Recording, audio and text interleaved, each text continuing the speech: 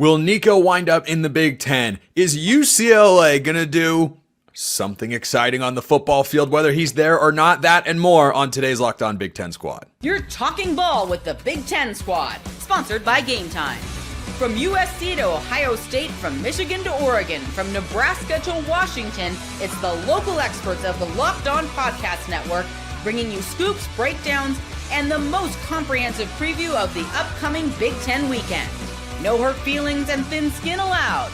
Squad up, you're part of the Big Ten Squad. Happy Thursday, everybody, and welcome into the Big Ten Squad. I'm your host, Spencer McLaughlin. Roman Tomashoff of Locked On Huskies is here. Mark Culkin of Locked On USC. And Zach Anderson y UCLA of Locked On UCLA as well. Sit back, relax, and get ready for a four-man squad. Look, we kind of resemble myself this week. Small, but very, very mighty. So, Zach, we start with you. I could go for an hour on the Nico situation, but UCLA has always kind of been seen as the fallback option, and then, no, UCLA is not really in the fold anymore. Is there any chance that that could change and Nico winds up at UCLA? I mean, I hope it doesn't change. There's no reason he should be UCLA should be that fallback option for him. He should find a way to, I don't know, go to USC, go elsewhere. Who knows? There's no real fit for him other than going back to Tennessee and asking for forgiveness. But going to UCLA after what his brass did with Madden, his younger brother, just spurning UCLA in the commitment period to go to Arkansas, where he never even visited, I think it's ridiculous that Nico would even consider UCLA and that UCLA would consider him back. Well, I don't think it's inherently ridiculous since he's from Southern California. I just think, once you get past that fact, everything else about it makes very little sense. But Mark, would USC even kick the tires on the situation? Would it be worth it? Because I don't think it's the worst fit in the world, but I mean, I don't know. Yeah, no, this is a non-starter. He's not coming to USC. It sucks that this young man has to deal with this, but this is kind of the environment he brought on himself. This started back in high school. He's had commitment issues going back to high school, where he was at Warren High School. Then I'm going to transfer to Long Beach Poly, but I'm only going to play in certain games. So Long Beach Poly says, well, we don't need that type of person on our roster. He ends up back at Warren. Zach brings up his younger brother, leaving the Bruins at the altar on signing day. Now all of a sudden, Nico wants to come back to California, maybe use UCLA as we'll call it sloppy thirds, because, he was interested in UCLA coming out of high school. Then he ends up at Tennessee. What Nico needs right now, he needs to just rehabilitate his image. Forget NIL, forget the money part of it. Come back to California. Go to a place like a San Diego State, a San Jose State. Pick Fresno State. Pick a school that's not an FBS team. And show that, you can be a quarterback, you can be a team leader, you might even gravitate some players and recruits to come with you who are from Southern California. That's the best thing for him. But right now, if you're going to go to UCLA, I'll tell you what, that would take some major cojones, because he's going to have to answer a lot of questions. And it's not just about, UCLA, but it's about, what does it mean to be a Division I quarterback at this level? What's important to you? Because right now, he's getting some really bad advice. This was the reset college football needed, though. Like I said, I'm sorry that it's happening to him, because by all accounts, he is a good young man. But this is the reset college football needed. I'm happy with all these programs kind of colluding together and say, no, you had $2.5 million in your back pocket. You decided you want $4 million. Tell you what, let's teach you a lesson that there are consequences with decisions. Here's $1 million. Show us that you still like playing football. Okay, a couple of things. First of all, just to be clear, Mark, San Diego State, San Jose State, Fresno State are indeed all FBS programs. I'm sorry, the Power Four. I didn't want us high and mighty as the Big Ten Squad to be up and be like San Diego State. They're basically the FCS, man.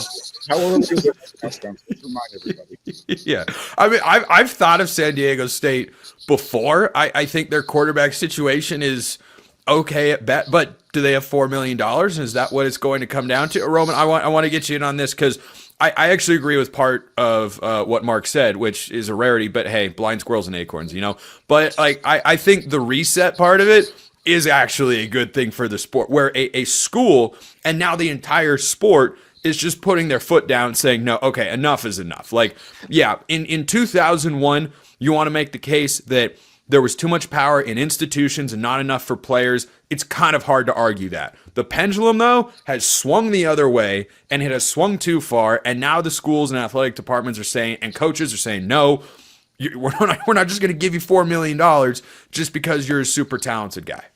Oh, absolutely. Where the first thing I said when I saw that Tennessee would be moving on from Nico was good for Tennessee. Was they're doing the right thing by doing this, by not giving into his demands. Where I feel, Zach, I'm sorry, but, Mark at USC, Spencer at Oregon, when we were Whoa. I am neutral arbiter of all things college football.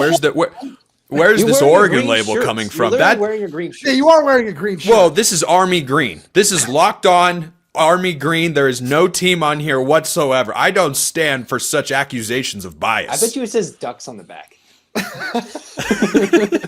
Yeah, if I'd put on a piece of tape and written it in Sharpie, sure. It still counts. Before Spencer had to go and defend himself here for no reason, when I was gonna, not just totally run down Oregon for the first time in my life, I was like, if my whole thought process when this originally happened was, if Nico can ask for 4, Bo Nix in 2023, Caleb Williams in 2023, Michael Penix in 2023, they should have asked for 30. Like, that's if Nico's stat line from 2024 was, anything remotely in the ballpark of somebody who deserved $4 million, I think the Tennessee would have been okay with doing that. But it's ridiculous. And Zach, when, UCLA got in the mix and then now has seemingly backed off, I kind of felt bad, because it's just one of those things where it feels like way too much of a headache at this point. So getting a hard reset and finding a way to go and, remake your image, just find a way to prove that you can't miss long on every other throw, where there's a thread I saw on Twitter of there's 5 minutes of him missing long on just wide open receivers time and time and time again. If you can go find a way to rehabilitate yourself, not, just in terms of how you actually play as a quarterback, and hone in on some of the things that made you a 5-star prospect coming out of high school, great. But you haven't proven that yet at any point outside of, some flashes. Yeah, I think there is a twofold shift that he has to undergo, and I definitely do not believe that this is all him. There are external factors that are driving the bus here, and I do echo what Mark said, that I feel bad he's at the center of it. But it is kind of a reset that I felt like was going to come in college football eventually, because he's out there asking for $4 million. He's capable of being a $4 million a year quarterback. He is not that right now. So he's left looking for a situation where someone's going to be willing to overpay for him, and he's going to rehabilitate that program's going to be able to rehabilitate his image and also his play on the football field. Like, I don't know who that is. Everyone's pulling out. If UCLA is like, we're good. North Carolina is like, we're good. He entered the portal with a do not contact tag. Maybe that's changed by the time you're all listening to or watching this show. But I don't know where else he could wind up but back at Tennessee. Tulane even pulled out of the show. Yeah. So that's all you really need to know. Look, I don't think Tulane would have had the money. Tulane could find $1 million. Tulane's not a poor school. No. They could find $1 million, but if he was sticking to the $4 million number, we know they don't have that, because that's what their quarterback just got to go to Duke. Like we've all been agreeing upon, we needed a reset right now, because this actually started during the playoffs. If those allegations are true that he was trying to hold out for more money to play in the playoff game, college football needed this a lot. I mean, it needed it desperately, because we're at a stage right now where the tail is literally wagging the dog, and you can't have it. The schools have to remain in power in some way, shape, or form. No one's saying the players shouldn't get paid, but this shouldn't be free agency on steroids. And that's what it's turned into, where you've got parents who think they're agents, and they're looking out for their own self-interest. They're not even looking out for their kids' self-interest anymore. No. But like, anybody who's gotten in Nico's camp and encouraged him to go down this path doesn't have his best interest in mind. He's now an incredibly toxic name in college football. He's struggling to find a quality. There is no way his football situation in 2025 is better than what it would have been if he'd stuck it out and stayed at Tennessee. I don't know that he's going to get as much money as Tennessee was already paying him. I don't think he's going to be on as good of a team with a coach as good as Josh Heupel. I think it's all kind of a mess. We might circle back to that, but we are going to circle back to the UCLA Bruins because Zach is here with our continuing trend on over or under the Bruins in 2025. That's coming up next. First, this episode brought to you by Upwork. Scaling your business requires the right expertise at the right time. With Upwork, you can find specialized freelancers in marketing, development, design, and more. Experts ready to help take your business to the next level. Upwork gives business flexibility by connecting them with top freelance talent across multiple industries, including IT, AI, web development, and marketing. Whether you need extra hands for a project or a long-term partner, Upwork makes hiring simple and affordable. Finding the right talent is what you want to do as a business, and they're here to help. If you need help with a marketing campaign, Upwork can connect you with a freelance expert who delivers incredible results. Cost-effective growth. Instead of hiring full-time, Upwork helps find affordable, top-tier freelancers to scale your business efficiently. Visit Upwork.com right now and post your job for free. That's UPWORK.com, Upwork.com to connect with top talent and grow your business today. Check them out at Upwork.com. All right, so Nico or no Nico, Zach, UCLA will play football this year. How many people will be watching? I mean, I hope you will, at least. But I don't know. Give me a snapshot of optimism for UCLA going into Deshaun Foster's year 2. They have one of the lowest win totals in the Big Ten. Do you think that's a sign of disrespect to what you guys have down there? I think Deshaun Foster's building something. Doesn't mean they're going to get 8-9 wins. Doesn't mean they're going to a playoff and they'll be in Indiana. Of course, the super optimistic fool like I am could think, oh, Indiana 2.0 this year. But it's really trying to figure out what the quarterback situation is. That was already the question prior to any Nico rumors, anything. It's what can they do with a one-year rental with the JUCO extension for NCAA eligibility. They have Joey Aguilar coming from App State. They don't really have a future behind them, and it doesn't seem like Aguilar is running away with the job in spring camp, which is a bit of an uh-oh. The defense, which was good a couple years ago, Kaka Molloy had some remnants of that last year. That's mostly all gone. But a new offensive coordinator, which should breathe life into the offense with Tino Sunseri, and then you mix in a Kaka Molloy hopefully working some magic. This is a team that I think could surpass that low over-under for the win total. It's 4.5. So repeat of last season, and you're going over if you want to spell some optimism in there. But make your declarative take right now, Zach. Over under 4.5, because I got to tell you, I don't love their schedule. Boy, I don't know.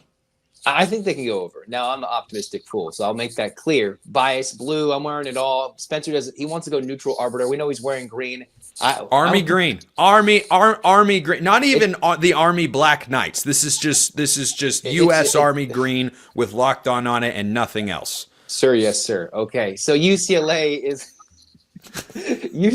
going to go over, whether it's by the 5, whether you get some pins in the lane and call it bowling, whatever it might be. I'm saying UCLA can go over and might go. UCLA had a horrible start last year and had all the reason to give up, and they had a good, strong finish. And that was with a horrible offense, an unexpected presence from the defense, and some big wins down the stretch. I'm not going to come out here and say they're going to win 8-9 games, but I think there's room for optimism that they can pass 4.5 to 5 to 6. Okay, so all right, Roman, you can weigh in here first. Mark can let all of his thoughts fester, and then he can dunk on him. He can dunk on him at the end. Here's Zach. Where are the 5 wins? I don't see the 5 wins. You might be losing week 2 at UNLV. I just don't see that. I think it's a fascinating game. What was it? In December, I sat at a flat tire next to some of the UNLV football players when they're going to the LA Bowl. As much as they're cool, I think they can beat UNLV. Doesn't mean that with the coaching switch and what they've done that they won't beat UCLA, but I'd like to believe they can get a W. Can we go back to what you just kind of like slid in there? You ran into the UNLV football team when they had a flat tire on their bus? There was a couple of players. This was very early in their trip in December. I had a flat tire, ran over something on the 110 freeway in the South Bay, pulled over. Another car came behind me with the flat tire. And there were like 3 players from the UNLV football team who were telling me oh, such and such will win the Heisman. This is what happens. Oh, this is cool. We met the new coach. And this is right before they went out and got the dub.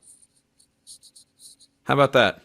Zach Anderson y UCLA, a connected man to UNLV football. Okay, Roman, you see 5 wins for UCLA here? I'm seriously struggling to see where they come from. So as I look at this, it's going to be really funny because let's run in Zach's hypothetical world here where they do beat UNLV. This 3-game winning streak is going to be the best part of your fall, Zach, where UNLV, New Mexico, Northwestern, and then who's the other win in here? Maryland?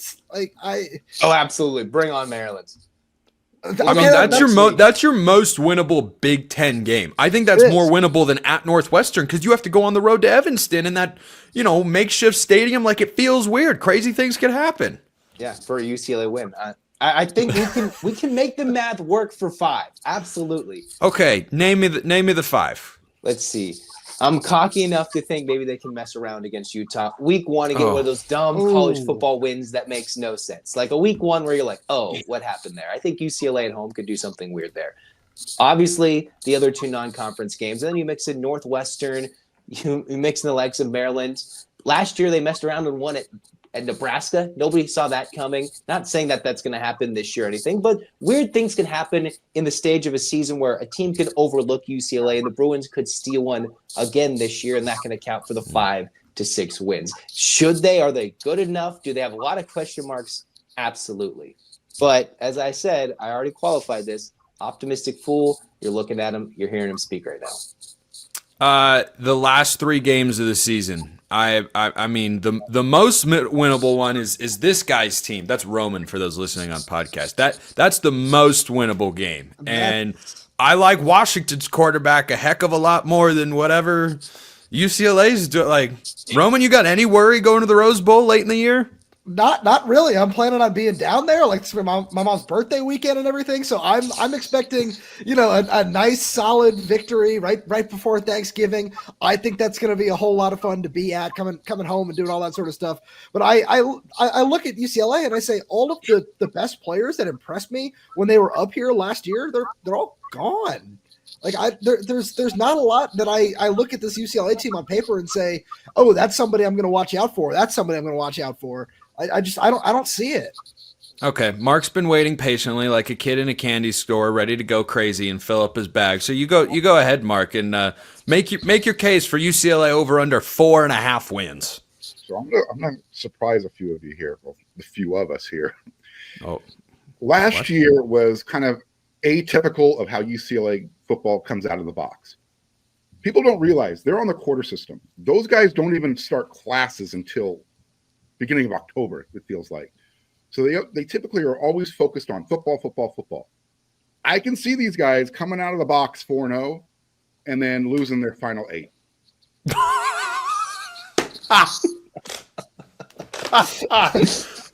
Okay. The first 4 are Utah, at UNLV, New Mexico, who has a new coach, and at Northwestern.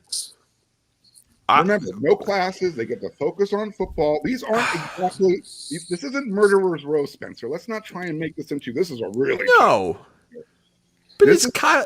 I mean, Mark, you of all people should know Kyle Whittingham's pretty good. Kyle Whittingham's got 1.5 feet out the door right now. I'm not even sure he's going to be the head coach when the season kicks off. I'm kidding. He will be next year. I don't know. Exactly. See, again, you're kind of tempted. No. I mean, he said our defense coordinator is the head coach. I'm just saying he's still there for a reason. Unless they can find a quarterback that's going into his 10th year of college football, I'm not sold on Kyle Whittingham this year with Utah. Again, I can see them. I didn't say they're going to do it. I can see it happening where they go 4-0 because it's not Murderer's Row. And then all of a sudden, here's classes. Here's the real part of our football schedule. It 8 in a row. I can see it. I can see it happen. Somehow that was an even greater prediction than I ever could have hoped for.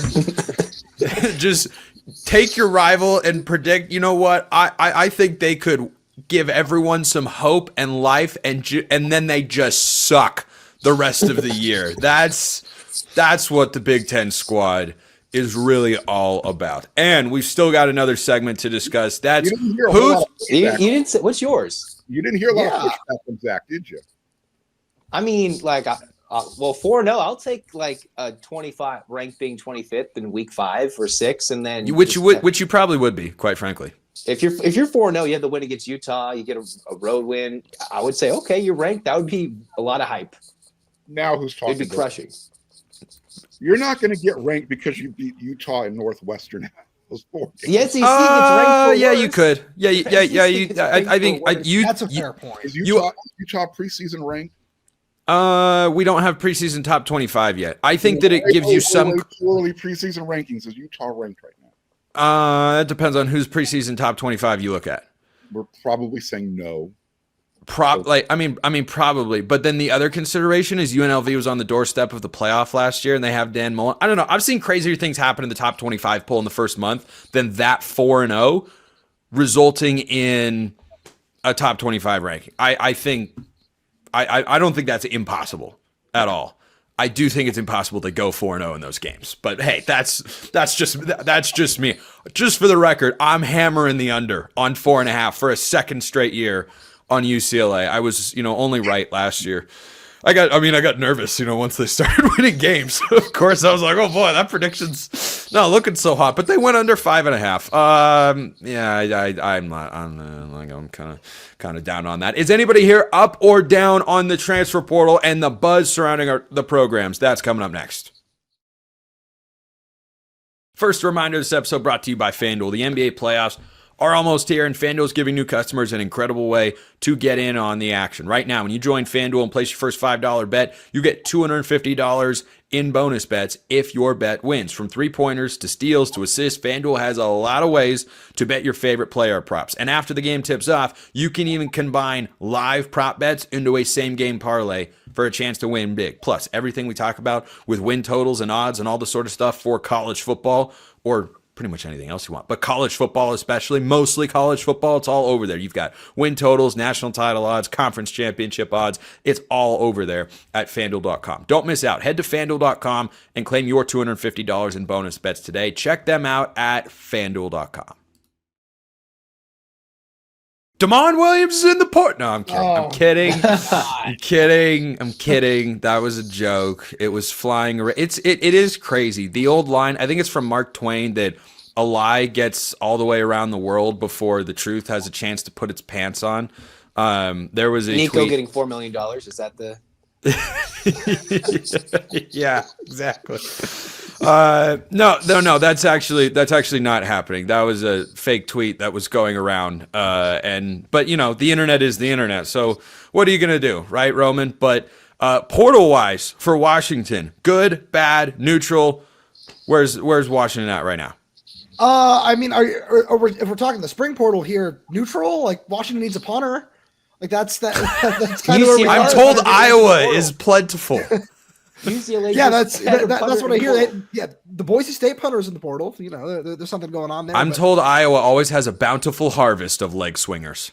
Yeah, this is what I hear. I know, since this is just technically locked on Pac-12, we're still not all that familiar with that. So yeah, no, that's true. RIP. But with Washington right now, I'm just looking at it and I say we're going to see the water bottle. Washington is over the 85-man scholarship limit that they've sort of self-imposed at this point in time to maximize revenue share and a few other things like that. So we're probably going to see a couple guys hit the transfer portal. I'm curious to see if Jed Fish wants to, maybe go out and bring in another edge rusher or another offensive lineman, depending on how things work out. Personally, I'm in the camp that he's going to run with some of the young guys he has on the roster. So outside of a punter, where they're going to be very active in the transfer portal market after bringing in Dusty Zimmer from Pro Kick Australia, and he was on campus for exactly one practice and decided to go back to Australia. So outside of that, doesn't seem like Ouch, how rough are those Washington facilities, man? Hey, man, that's a different discussion for a different day. But no, it's like one practice. He's like, nah, I'm out. Like, what did he step on that? Does he hate water or something? What's the problem? Something like that. No, it seems like he was just a little unfamiliar with how football really worked on this side of the Pacific Ocean. So Was he under the impression he was going to have to tackle or something? Like, Yeah, probably. that only happens once in a blue moon. But Mark, USC and the spring transfer portal window. What happens? Does anything happen here in the coming days? So far, right, USC's lost in the most recent announcement. One player that's going to the transfer portal. He was a redshirt freshman defensive end, Lorenzo Cowan. I see USC picking up 1 to 5 guys at the most. The roster is pretty complete. They need just to fill in some experience holes, maybe for some depth pieces, an offensive lineman, definitely at linebacker, and then wide receiver, cornerback are the other 2 positions that people have some mild concerns about.